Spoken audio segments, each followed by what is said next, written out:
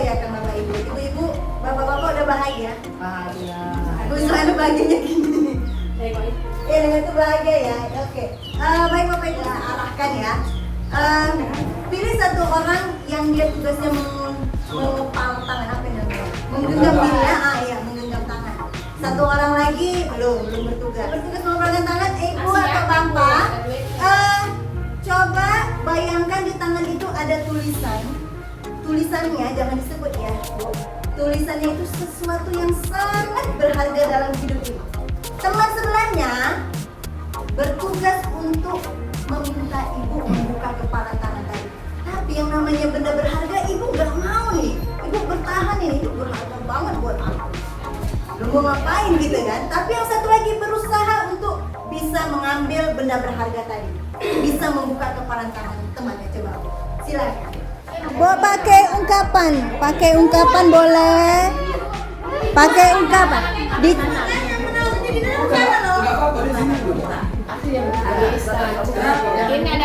Boleh dirayu, boleh diintimidasi.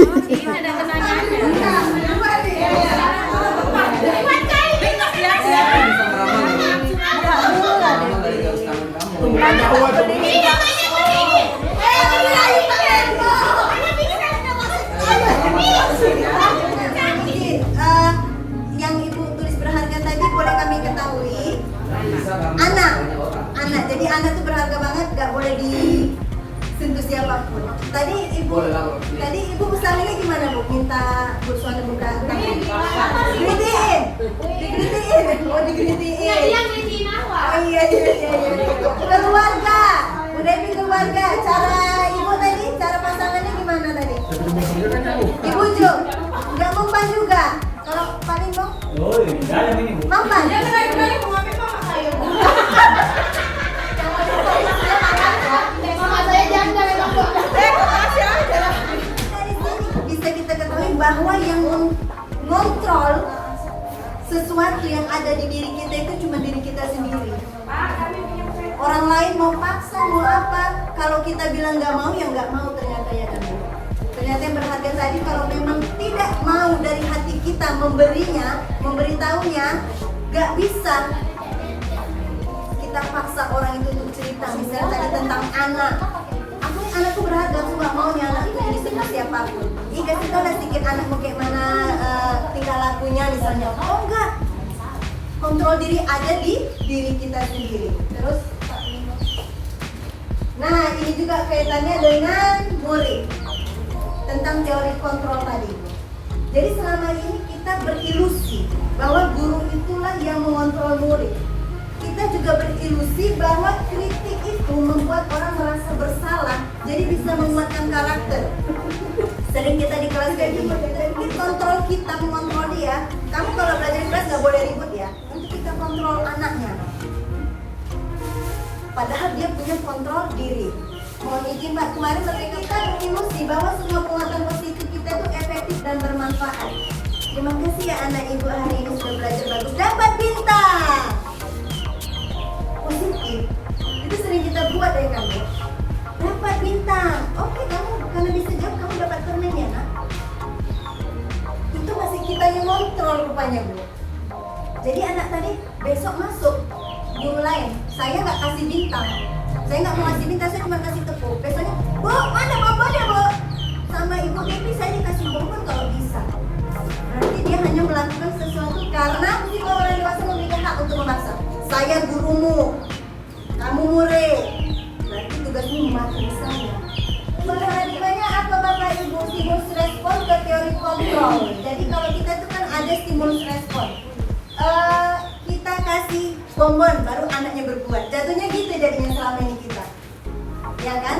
Kita kasih bintang baru anaknya berbuat. Kita kasih hukuman baru anaknya berbuat. Itu dia stimulus respon. Ada sesuatu baru dia melakukan sesuatu. Nah, kalau di teori kontrol yang berasal dari anaknya sendiri yang kita harapkan ini, kalau di stimulus respon katanya apa? Kita mencoba mengubah orang agar sama dengan kita. Kontrol, kita berusaha memahami pandangan orang tentang dunia. Semua anak, dia punya tujuan sebenarnya melakukan perilaku buruk. Kita paling sering kalau nengok anak itu bandel kali. Kenapa bandel? Pasti latar belakangnya kita tahu ya kan Bu? Kadang-kadang dia kan. Kenapa dia mau berbuat bandel seperti itu? Oh, menarik perhatian. Tujuan dia menarik perhatian. Tapi biar diperhatikan yang kontrol, cuman dia yang bisa mengontrol dirinya. Sebenarnya itu yang diharapkan. Jadi kalau di masalah kita sering ada paksaan, bujukan, kayak tadi ibu memaksa, ibu membujuk supaya orang membuka kepalan tangan. Kalau tidak ada kontrol dirinya ingin memberikan, tidak akan terjadi. Terus tadi kita merasa menang sudah bisa mengatur anak tadi, anak merasa kalah. Tapi kalau di teori kontrol, anaknya merasa dia bisa merasakan jiwanya sendiri, kita pun merasa berhasil. Karena kita nggak maksa. Anak tadi bergerak sendiri dengan kontrol. Tadi anak-anak lebih banyak motivasi dari dirinya. Jadi bukan kita yang ngatur-ngaturnya semua, tapi anak dia punya kontrol diri, punya kodrat, dia yang punya tahu, yang punya solusi tentang dirinya sendiri. Jadi kalau di sini dibilang kan, sebenarnya disiplin itu artinya disiplin kalau kita di sini apa ya Bapak Ibu ya? Mentaati peraturan ya, disiplin, mentaati peraturan. Tapi kalau secara bahasa ternyata disiplin itu artinya belajar. Disiplin tadi artinya belajar, artinya kita tuh belajar mengontrol diri, mengembangkan potensi diri kita supaya bisa mencapai sesuatu. Itu disiplin tadi. Selama ini kita cuma tahu disiplin. Bapak Ibu hari ini datang, motivasinya apa? Disuruh Pak Timbo atau disuruh kepala sekolah. Ini buat ribet ini si Desti masih bingung ini. Orang ini yang bergerak, awak juga ikut bergerak juga orang ini ya kan? Motivasinya apa? Apakah untuk menghindari hukuman? Apakah untuk mendapatkan imbalan? Pak Limbong harusnya ayam penyet hari ini. Untuk dapat gorengan. Untuk dapat gorengan, gorengan pula ya kan? Atau untuk menghargai diri Bapak Ibu sendiri. Ada 3 teori motivasi. Masuk anaknya. Itu juga motivasi dari dalam dirinya itu seperti itu gitu ya kan? Dikontrol oleh orang tuanya berarti menghindari hukuman. Anak gak bergerak dengan kontrol dirinya sendiri. Kalau motivasi mendapatkan imbalan, ya seperti yang saya bilang tadi juga tidak bergerak karena dirinya sendiri. Tapi kalau dia untuk menghargai dirinya, Bu, ngapain kan anak ibu sekolah? Bu, saya mau belajar. Ngapain anak datang ke sekolah? Oh, orang disuruh Bu. Beda nggak anak yang datang memang mau belajar dengan yang disuruh aja? Nah itu dia Bapak Ibu. Jadi, dan kemudian apa lagi? Perilaku manusia itu sesuai dengan nilai-nilai kebajikan yang ada di lingkungan kita.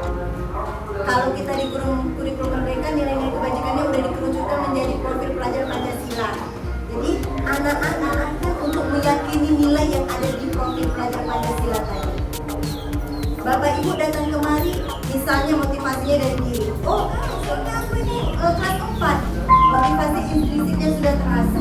Aku sebagai guru harus belajar, ya kan?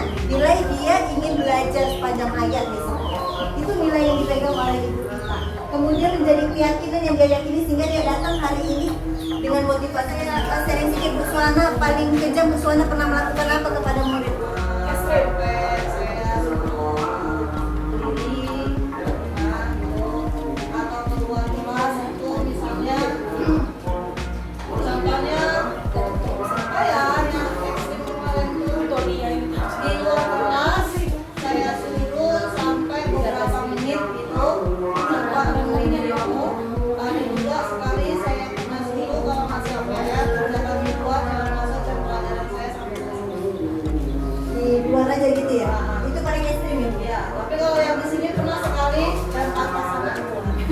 Depan sana, oh tas muridnya ya, bukan muridnya di depan kita ya. Oke, ada lagi Bu yang paling kejam, Bu Suwana cubit. Apakah terjadi sesuatu dengan anaknya? Apakah dia sakit hati atau dendam? Enggak ya. Enggak tahu gurunya ya, oh karena dia nggak tahu. Mengingat ya Bu. Iya betul itu Bu. Sampai besar ya Bu. Iya, jangan nyampaikan ya teman-temannya yang lain kan, atau guru yang lain. Sangat mengingat sekali. Oh, kalau anak SMP dulu sama saya itu ada yang ingat ya. Tapi makna ingatnya tadi kayak kata ibu kita nggak tahu ya. Makna ingatnya apakah ingat sakit hati, ingat bahagia, ingat senang, kita nggak tahu atau dia mendendam gitu ya Bu ya. Oke, terima kasih Bu. Nah, itulah dia salah satu yang kita lakukan selama ini tentang hukuman. Bahwa hukuman yang kita berikan memberikan efek dampak di batin anak-anak. Syukur alhamdulillah kalau kita nih, ini mohon maaf, Bapak Ibu kita dulu seperti itu ya. Saya masuk bahwa merdeka itu artinya tidak terlepas dari perintah, tapi juga bisa memerintah diri sendiri. Itu yang diharapkan. Kalau dulu kita memang semua diperintah oleh guru, diarahkan oleh guru, dikontrol oleh guru. Hari ini kita berharap anak-anak kita yang sudah semakin canggih. Ibu, kalau sekarang anak-anak susah kali dilarang, ya kan? Karena dia kontrol dirinya itu udah lebih canggih dari zaman kita. Karena udah banyak dipelajari dia. Jadi merdeka menurut Kak Hari tadi, dia nggak hanya terlepas dari perintah orang lain. Dia bisa memerintah dirinya sendiri. Oh, hari ini aku mau belajar. Oh, hari ini aku mau kita nyebutnya mandiri ya anak tadi ya. Jadi nggak tanpa disuruh, dia punya motivasinya sendiri. Terus Pak, nah ini dia solusi dari hukuman penghargaan yang kita lakukan selama ini, ya kan? Ada namanya restitusi. Restitusi ini menciptakan proses kondisi bagi murid untuk memperbaiki kesalahan mereka. Jadi mereka bisa kembali ke kelompoknya, ke kawan-kawannya dengan karakter yang lebih kuat. Jadi restitusi ini proses kerjasama, Bu, kolaboratif, yang kita itu membantu murid mencari solusi dari masalah mereka. Kita bantu dia terarah, dia ini ingin jadi orang seperti apa. Lebih efisien ketika anak itu dia sendiri yang menyampaikan. Menurut kamu yang baik itu seperti apa? Bu, menurut saya kalau di kelas itu kita harus saling menghormati. Itu keyakinan, Bu. Dia meyakini bahwa orang harus saling menghormati. Baru kita kerucutkan menghormati itu apa? Menghormati guru, menghormati teman. Peraturan itu masih skalanya kecil. Anak-anak melakukannya hanya memang berdasarkan dia diperintah dengan peraturan ini, gitu kan? Kalau keyakinan anak-anak udah meyakini nilainya, meyakini bahwa ini baik, ini yang saling menyayangi. Ini keyakinan, nilai, ini nilai-nilai. Tapi kalau dibilang nih, kami datang tepat waktu dan mengucapkan salam, bisa nggak itu kita yang salam-salam depan gerbang saling menyayangi? Iya, menurut itulah aksi nyata dari nilai saling menyayangi. Bentuknya semangat belajar. Apa tindakan semangat belajarnya? Mengerjakan tugas, itu semangat belajar, ya kan? Aktif di kelas. Nilainya ini yang dia yakini. Nanti kita kerucutkan menjadi tindakan-tindakan yang ada di dalam kelas. Nah, ini ada caranya, Bu. Misalnya nih kan, hormat. Nilainya apa? Kami meyakini bahwa sangat penting untuk menghormati semua orang, Bu, dan menghormati barang milik orang lain. Ini cara atau teknik untuk kita bisa misalnya geser sedikit, ini bekerja. Nilainya tentang bekerja. Kita buat lagi sama anak-anak, tampak seperti, tidak tampak seperti. Baru saya buat bersikap positif itu apa aja sih rincian perilakunya? Tampak seperti apa sih? Yang pertama, memaafkan orang lain. Yang kedua, berkata yang baik. Yang ketiga, memuji teman, suka berbagi dan menolong, bersikap positif nilainya. Kemudian tidak tampak seperti apa? Yang nggak boleh dilakukan berarti yang ini. Marah kepada orang yang bersalah, berkata buruk dan kasar, menghina teman atau tidak. Kalau kita mendukung, memberikan penghargaan, dia lebih jangka pendek, Bapak Ibu. Dan seperti saya bilang, kalau ganti guru dia nggak mau lagi, menjadi tidak efektif, Bapak Ibu. Merusak hubungan saudaranya. Kenapa kita selalu berubah paradigma ini? Karena disesuaikan dengan kondisi anak yang sudah era digital dan abad 21.